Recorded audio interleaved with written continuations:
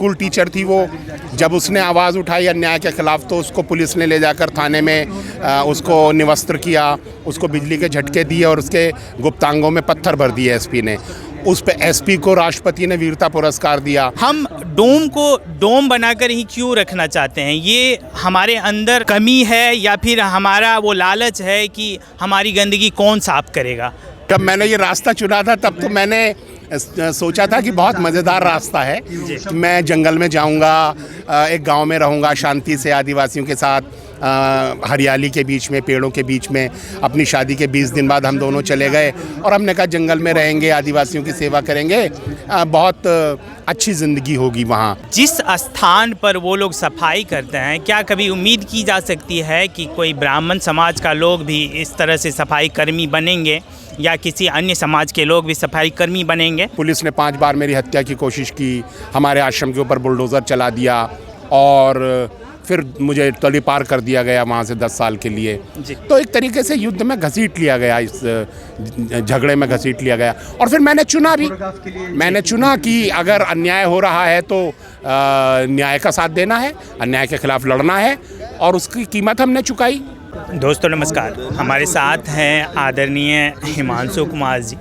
ये हमेशा से आदिवासियों के लिए उनके हक की लड़ाई लड़े हैं, जहाँ भी ज़रूरत पड़ी उसके लिए तैयार रहे हैं और हर जगह हम देखते हैं, जहाँ भी देखते हैं हिमांशु कुमार जी वहाँ तैयार रहते हैं गरीबों की लड़ाई लड़ने की। सर, बिना देर किए आपसे पहला सवाल जानना चाहेंगे, आपने जो ये रास्ता चुना तो ये रास्ता ही आपने क्यों चुना? इससे आसान रास्ता भी आप चुन सकते थे जो आपके लिए ज़्यादा लाभकारी भी हो सकता था निजी रूप से, लेकिन आपने ये सार्वजनिक क्षेत्र चुना, कठिन रास्ता चुना, उन लोगों के लिए खड़े हुए जो प्रताड़ित किए जाते हैं, उनको हक दिलाने के लिए आप तैयार रहते हैं और उसका खामियाजा भी आपको भुगतना पड़ता है। ये रास्ता क्यों चुना? जब मैंने ये रास्ता चुना था तब तो मैंने सोचा था कि बहुत मज़ेदार रास्ता है, मैं जंगल में जाऊंगा, एक गांव में रहूंगा शांति से आदिवासियों के साथ, हरियाली के बीच में, पेड़ों के बीच में।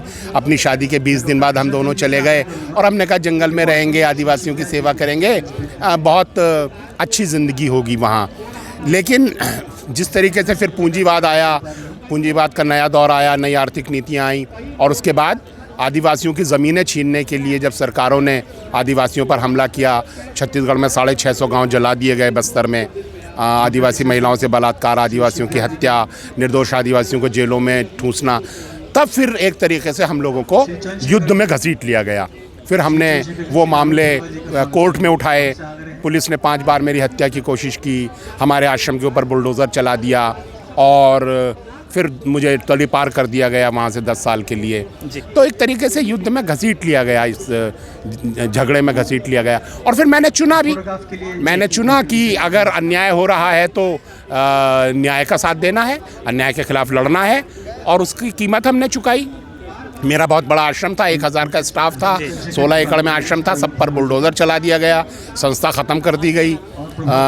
तो हमने वो कीमत चुकाई, कोई मलाल नहीं है उस बात का।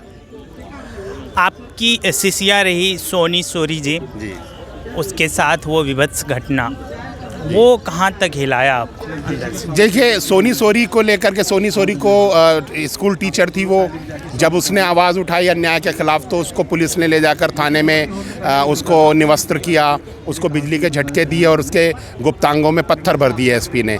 उस पे एसपी को राष्ट्रपति ने वीरता पुरस्कार दिया और सोनी सोरी को 2.5 साल बाद हम लोगों ने जेल से जमानत पर रिहा कराया। उसके बाद फिर से आईजी ने उसके मुंह पर तेज़ाब डलवा दिया, लेकिन वो आज भी लड़ रही है। और हम लोगों ने जो उसकी रिहाई के लिए जो कैंपेन चलाया, उससे सारी दुनिया में ये मैसेज गया कि कैसे आदिवासियों के साथ अन्याय हो रहा है, जुल्म हो रहा है। तो सोनी सोरी एक बहुत ही सशक्त महिला आदिवासी कार्यकर्ता के रूप में विकसित हुई हैं और वो अभी लड़ रही हैं दूसरे आदिवासियों के अधिकारों के लिए और उसने पूरे राज्य के भयानक चरित्र को भी उजागर किया है। जी। एक सवाल सर, आप आदिवासी की लड़ाई लड़ते हैं, लेकिन मेरा एक सवाल कमोबेश उस जाति समुदाय के लिए है जो आज हमारे समाज को सुरक्षित रखता है सफाई करके, एक शहर को सुरक्षित रखता है सफाई करके।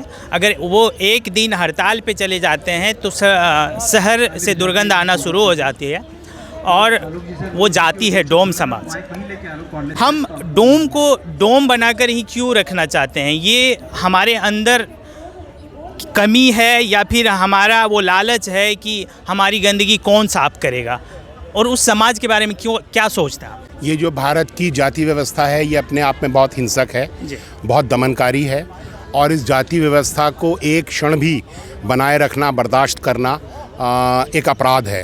आपने बिल्कुल सही सवाल उठाया और जो मेरी ताकत है कि मैं स्कूल जाता हूँ, कॉलेजेस में जाता हूँ और मैं यही सवाल उठाता हूँ कि सफाई करना ज़्यादा अच्छी बात है या गंदगी करना ज़्यादा अच्छी बात है? सफाई करने वालों को ज़्यादा इज़्ज़त मिलनी चाहिए, गंदगी करने वालों को ज़्यादा इज़्ज़त मिलनी चाहिए। अगर सफाई करने वालों को इज़्ज़त नहीं मिलती तो ये न्याय है या अन्याय है? जो समाज अन्याय पर आधारित हो उस समाज में शांति हो सकती है क्या? और इस तरीके से हम लोग कोशिश कर रहे हैं कि कैसे समाज की सोच बदले। कानून बन गए हैं लेकिन हालत अभी भी वही है और जब तक भारतीय समाज जाति से नहीं निकलेगा, भारतीय समाज का बचना, आगे बढ़ना, प्रगति बिल्कुल संभव नहीं है। जाति भारतीय समाज के पैरों में पड़ी हुई वो बेड़ियां हैं जो भारतीय समाज को बिल्कुल आगे नहीं बढ़ने देगी। जी, उसी से जुड़ा हुआ एक सवाल सर कि जो सफाई कर्मी हैं उनके बच्चे घूमते रहते हैं, नशे करते हैं, ये सच्चाई है, उससे हमको दूर नहीं जाना चाहिए और उनके लिए कोई व्यवस्था नहीं है। वो स्कूल तक सही से नहीं पहुंच पाता है। वो उनकी जो सेहत की जो बात है, सेहत सही नहीं रहती है।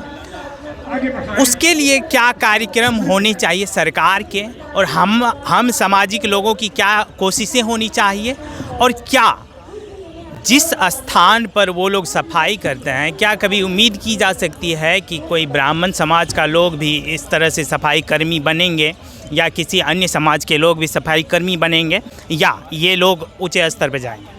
बिल्कुल, जो सफाई का काम है वो सभी जातियों को मिलकर के करना चाहिए और किसी भी काम के आधार पर किसी को जाति में बांटना ये तो बिल्कुल ही एक अवैज्ञानिक बात है। सिर्फ भारत में है ऐसा, दुनिया में कहीं ऐसा नहीं है कि किसी काम की वजह से किसी को एक ख़ास जाति में डाल दिया जाए। और फिर भारत में जिस तरीके से काम के आधार पर लोगों का सम्मान तय हुआ है उसके कारण लोग काम करने से बचना चाहते हैं। तो वो जो एक भारत में संस्कृति बन गई है कि जो काम करता है वो छोटा है, वो नीच है, वो सामाजिक तौर पर नीच है, उसको गरीब रखा जाए, ये इसको तोड़े बिना काम को ऊंचा नीचा बना दिया गया। ये काम बड़ा है, ये काम छोटा है, वही बना दिया गया और वो काम करने वाले लोग छोटे हैं, इनका सम्मान नहीं होना चाहिए। इस काम को करने वाले का सम्मान होना चाहिए। ये जो एक हमारे समाज ने व्यवस्था बनाई है इसको तोड़े बिना भारतीय समाज बिल्कुल आगे नहीं बढ़ सकता। और जो आपने कहा कि शिक्षा और स्वास्थ्य की हालत उनकी ख़राब है, उसमें सरकार को और ज़्यादा ध्यान देने की ज़रूरत है। इसके अलावा सामाजिक संगठनों को काम करने की ज़रूरत है, सोशल एक्टिविस्ट को इस पर ध्यान देने की ज़रूरत है, उनके लिए आवाज़ उठाने की ज़रूरत है और जो सेवा का काम कर सकते हैं वो उनकी शिक्षा स्वास्थ्य पर ज़रूर काम करें। ये सब मिल कर के काम करने की ज़रूरत है। आखिरी सवाल होगा सर, आप उच्चतम न्यायालय में हमेशा दम भरते रहते हैं और सही है, लड़ाई लड़ते हैं, वहाँ से आपको चुनौतियाँ दी जाती है और उसके लिए आप लड़ते रहते हैं।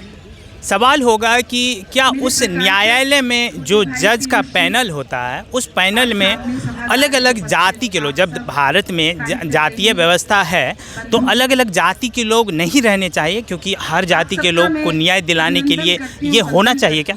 बिल्कुल, जो प्रतिनिधित्व है भारत के जजेस का वो सभी समुदायों, जातियों, धर्मों का होना चाहिए और जिस तरीके से सवर्णों का वहाँ कोलोजियम में कब्जा है वो भी एक बहुत बड़ा कारण है कि भारत के वंचित तबकों को न्याय नहीं मिल पा रहा है। लेकिन उसके लिए पूंजीवाद भी बहुत बड़ा दोषी है, क्योंकि अगर पूंजीवादी व्यवस्था रही तो सिर्फ जातियों और समुदायों के लोगों का प्रतिनिधित्व होने से भी बहुत हालत नहीं बदलेगी, क्योंकि हम देखते हैं कि विभिन्न जातियों के लोग भी जब किसी स्थान पर पहुंचते हैं तो पूंजीवादी व्यवस्था में वो कुछ कर नहीं पाते हैं। इस व्यवस्था को कैसे तोड़ा जाए?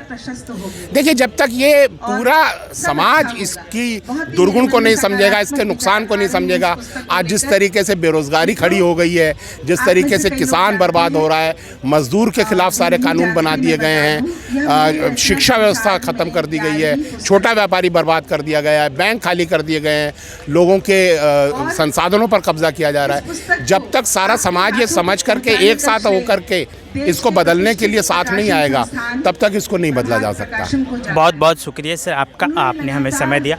हमारे साथ हिमांशु कुमार जी थे और हमने आपके सारे सवाल जानने की कोशिश की। सारा सवाल तो नहीं जान पाए, लेकिन उन्हीं में से जो चंद मुख्य लगा वो जाने, और आगे भी अगर ऐसे मिलेंगे तो ज़रूर आपका सवाल पूछा जाएगा। और गरीबों की लड़ाई लड़ते हैं, निश्चित रूप से आदिवासियों की लड़ाई लड़ते हैं, और हर वो लड़ाई जो लगता है कि समाज के लिए ज़रूरी है उसके लिए तैयार रहता है। आप सबों का बहुत बहुत शुक्रिया, धन्यवाद।